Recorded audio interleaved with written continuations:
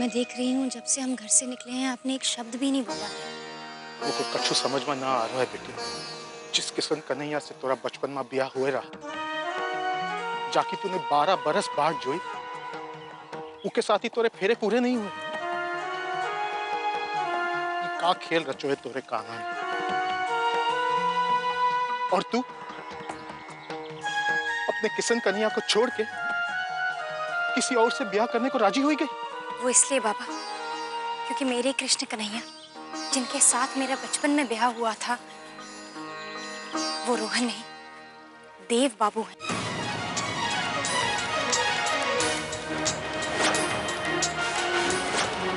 हाँ, देव बाबू तोरे किशन कन्हैया। हाँ बाबा, मुझे ये बात शादी से पहले ही पता चल चुकी थी, लेकिन फिर मैंने ये बात किसी को नहीं बताई क्योंकि देव बाबू बचपन के इस ब्याह को खेल समझते हैं। पर बिटिया, ये विवाह तो तोरे इतने सालों का विश्वास है। पंडित जी कह रहे हैं कि वो योग सालों साल में बनत है। वो दिन में बंधे रिश्ते कोई ना तोड़ सकत। हाँ बाबा, उस बंधन को कोई नहीं तोड़ सकता। इसीलिए तो इतने कष्ट सहने के बाद, इतने दुख सहने के बाद आज मैं और देव बाबू एक साथ हैं।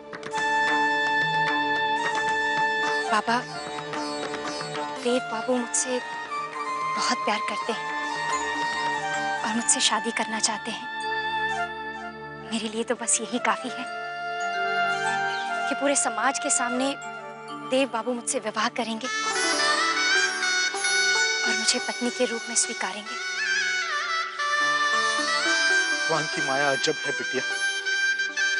हम साधारण इंसान का समझे। मुझको बस खुशी कि अब सब कुछ ठीक हो गया।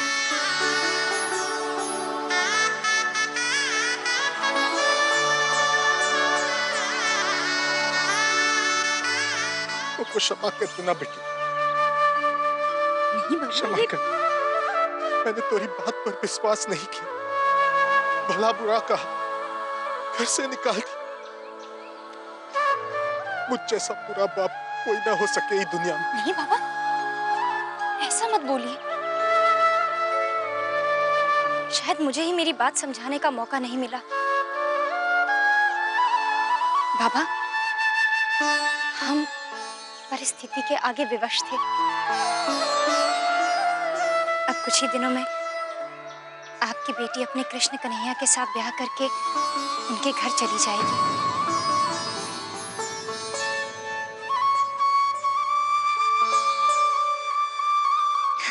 देखिए ना, आज मेरे कृष्ण कन्हैया ने हर उलझन को सुलझा दिया है। अब सब ठीक हो जाएगा बाबा। चले।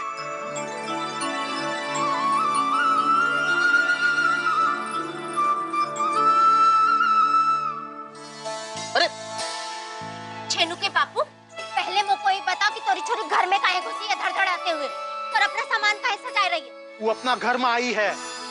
वो घर बेटी है। ये समझ लो उसकी शादी हुई ही नहीं। अब होएगी अच्छे मुहूर्त में देव बाबू के साथ। छोटी बहू, छोटी बहू।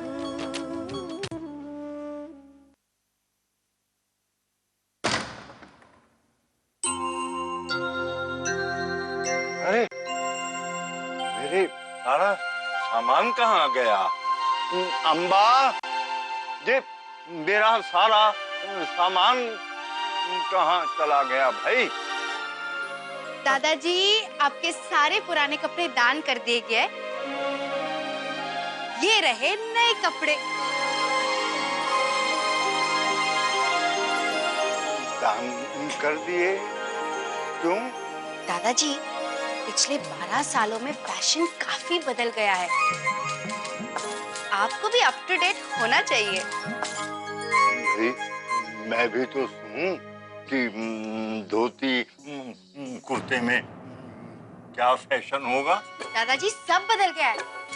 धोती आजकल रेडीमेड मिलती है, पजामा की तरह पहनो।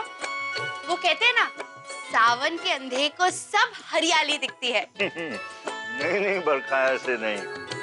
अच्छा। वो कहते हैं हींग लगे ना फिटकिरी और रंग चोखा आए। ओहो दादाजी, इतना तो आपको मुझे बर्दाश्त करना ही पड़ेगा। मुझे गलत मुहावरे बोलने की बीमारी है। कोई बात नहीं, तुमने मेरी बीमारी ठीक की है, मैं हरी बीमारी ठीक कर दूंगा। अच्छा, अब मुझे मुख्य मठ जाना है। ये सुनहरे वाली जैकेट। नहीं नहीं दादाजी, आप अभी काम पर नहीं जा सकते।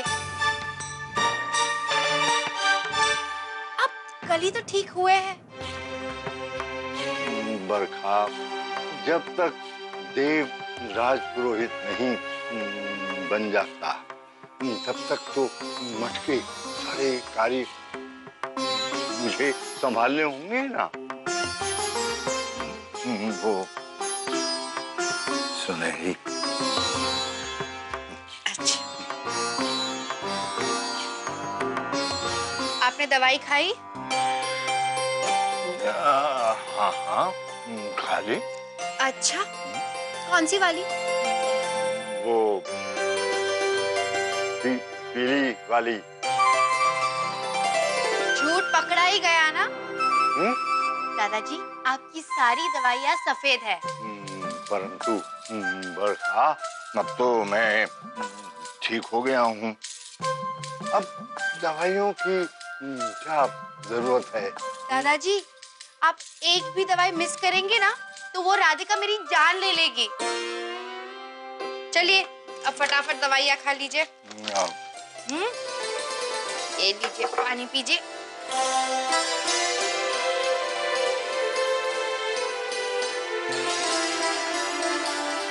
अच्छा, अब दादाजी, मठ में कैसा भी केस आए आप टेंशन मत लेना। आप लौट कर आएंगे तो मैं भुराश का शरबत बना के रखूंगी। वो ज्यादा कड़वा भी नहीं होता और उससे शक्ति आती है। राधिका मुझे सब बता के गई है। राधिका चली गई, मगर अपनी छवि यहीं छोड़ के चली गई। कितनी समानता है तुम दोनों में। मेरा कोई छोटा पोता होता तो उसका विवाह मैं तुम्हारे साथ करवा देता। प्लीज दादाजी, ये शादी वादी की बात मुझसे मत कीजिए। मुझे सहन कर सके ऐसा कोई भगवान ने बनाया ही नहीं। मैं तो यहाँ आपकी सेवा करने आई हूँ और उन लोगों को मजा चखाने आई हूँ जिन्होंने इतने साल आपको दुख देकर मजे लूटे हैं। वो तो तुम ही कर सकती हो। क्या बात है बाबूजी? अच्छा बहू, मैं मुख्य मठ जा रहा हूँ, शाम तक लौट आऊंगा। आप अकेले क्यों जा रहे हैं? भाभी राजपुरोहित को साथ लेकर जाइए। कुछ दिनों बाद उसे ही तो ये सब काम संभालना है ना। मैं उसे बुला लाती। ठीक है।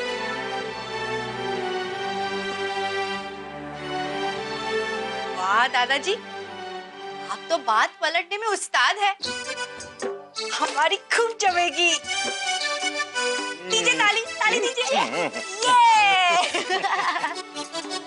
राज, जब मेरे बाबा की तस्वीर मेरी आंखों के सामने आ चुकी, मन करता है कि माँ की तस्वीर भी नजरों के सामने आ जाए। जैसे अपने बेटे को खुद से अलग कर दिया होगा। और किसी दिन तुम्हारी असली माँ तुम्हें मांग ले तो?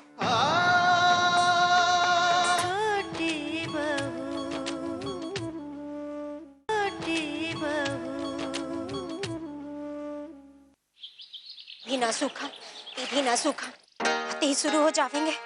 धूप निकल ही नहीं रही है तो मैं क्या करूं? भगवान को भी ना जाने का सूझी है। इतनी बरसात हो रही है कि। देखो बेटिया, बारिश के कारण अपना आंगन पूरा तालाब बन गया। काज गिरे?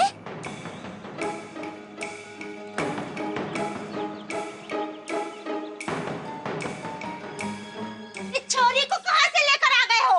अरे शांति शांति से तो बैठने दो, तनिक पानी पिलाओ। और काहे बुलाया था राजपुरोहित जी ने? अरे मोरा गला सूख रहा है। पानी वानी पीते रहना, पहले बताओ मुझको। अरे अम्मा वो, अरे ये क्या कर रही हैं आप?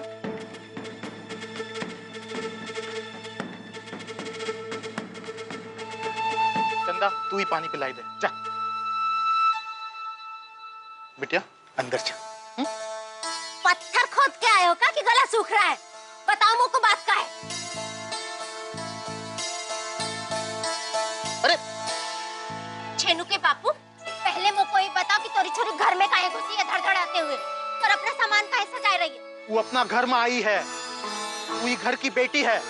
वो की शादी हुई ही नहीं, अब होएगी अच्छे मुहूर्त में देव बाबू के साथ।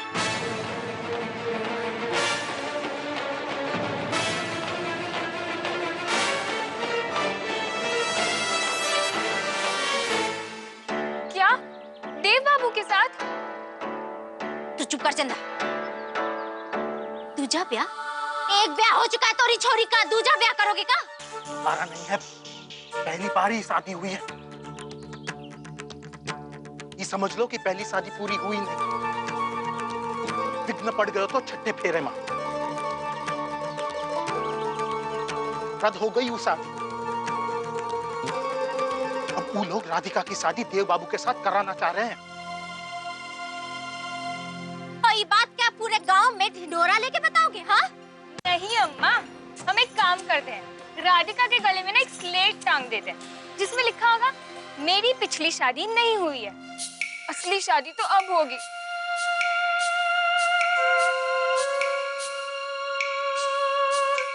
गाजगिरे छेनू के बापू, तुमको तो ये बात ना समझ में आ रहा है कि तुमको कुछ समझ में ना आता है का? लोग क्या बोलेंगे? एक भाई से ब्याह हो गया, अब दूसरे भाई से ब्याह होएगा। तोरी अपनी बेटी भी बैठी है, वो छोरी का ब्याह तो हो जाएगा, तोरी छोरी के लिए कोई ना आएगा ये घर में पूछने के लिए।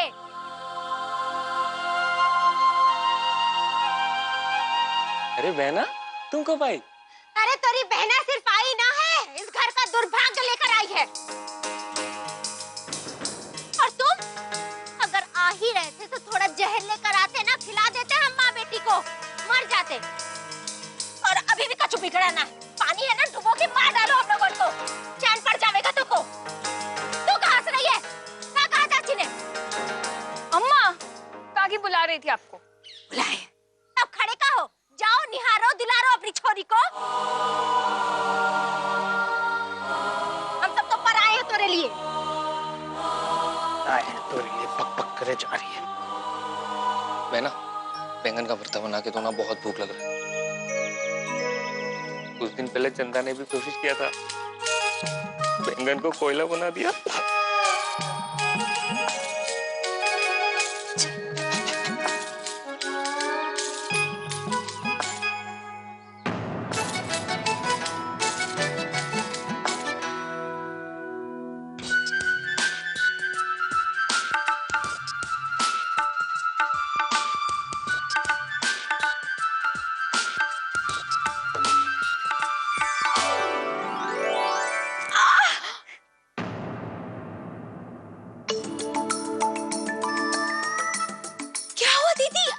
गिर गई।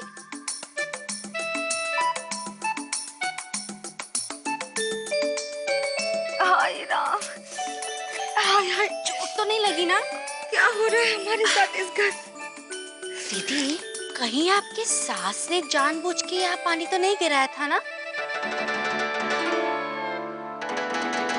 तुम्हें क्या ढंग से चलना भी नहीं आता है?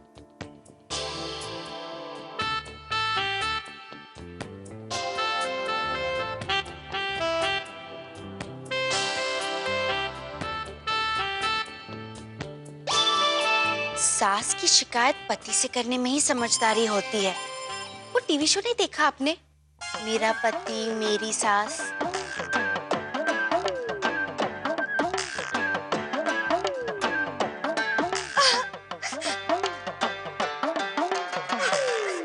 ओ जी, क्या आपको पता भी आपके पीठ के पीछे हमारे साथ क्या हो रहा है? मेरे पीठ पीछे क्या, मेरे सामने क्या हो रहा है मुझे ये भी नहीं पता। क्या हुआ अब? ओ जी, आपके पीठ के पीछे सासू माँ ने वहाँ जमीन पे जानबूझ के पानी गिरा के हमें गिरा दिया। क्या?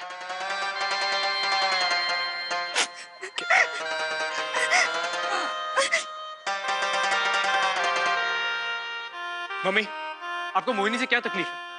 आपको कुछ काम वाम नहीं है क्या? माना कि आप टेंशन में हैं, परेशान हैं, लेकिन इसका मतलब ये तो नहीं कि हर चीज के बदला आप मोहिनी से लेंगी।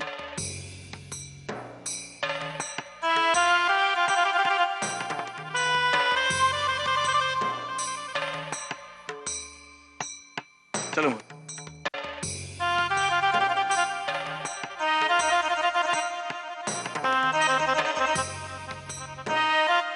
साफ दिख रहा था कि मोहिनी दीदी जानबूझ के गिरी। विराट जी को आते देख कहानी सुना डाली।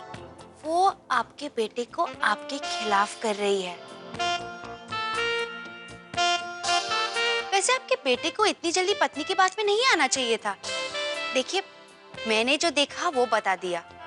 आपको मेरी बात नहीं सुननी तो मत सुनिए।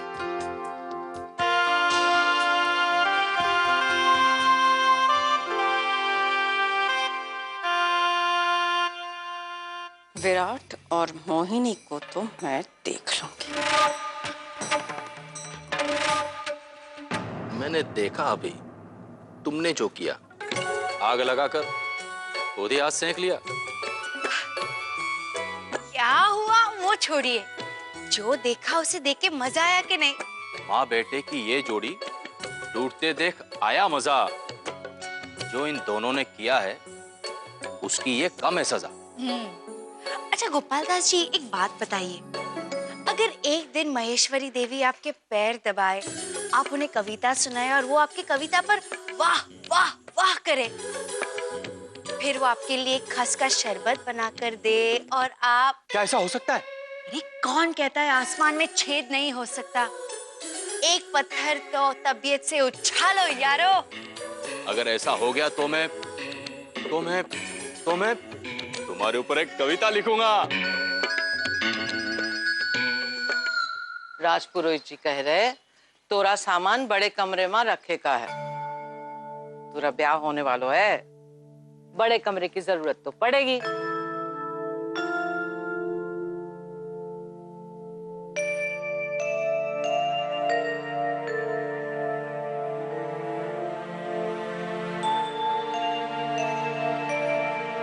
कहाँ पे हो लालन? कुछ नहीं देना। आज तक अपनी दाई माँ से कछु छुपा पायो है जो आज छुपा पावेगो? वो कैसी दिखती होंगी? कौन लालन? घर में उनकी तस्वीर नहीं है ना। बाबा की तस्वीर है, दादी की तस्वीर है, पर अपनी जन्मदाई माँ के बारे में पूछ रहा हो है? इतने साल से इस घर में है,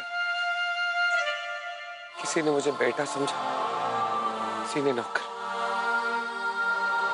पर मेरा कभी मन नहीं किया कि मैं अपने माँ बाप के बारे में जानूं। और आज जब मेरे बाबा की तस्वीर मेरी आंखों के सामने आ चुकी, मन करता है कि माँ की तस्वीर भी नजरों के सामने आ जाए। कैसे अपने बेटे को खुद से अलग कर दिया होगा, सौंप दिया होगा किसी और को जिंदगी भर के लिए।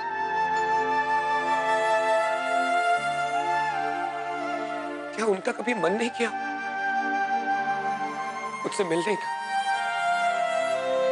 ये देखने का कि मैं क्या कर रहा हूं? एक ही जिंदगी में पहले अपने पति को किसी और को सौंप दी और फिर अपने बेटे। बहुत सहनशीलता थी उमा। उसको पता था कि वो जो कछु करे रही है तोरे भले के लिए करे रही।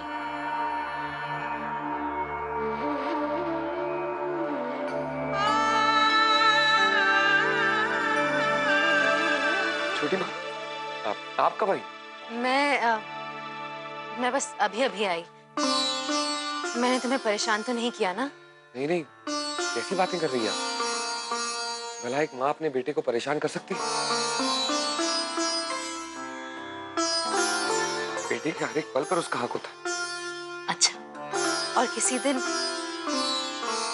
तुम्हारी असली माँ तुम्हें मांग ले तो?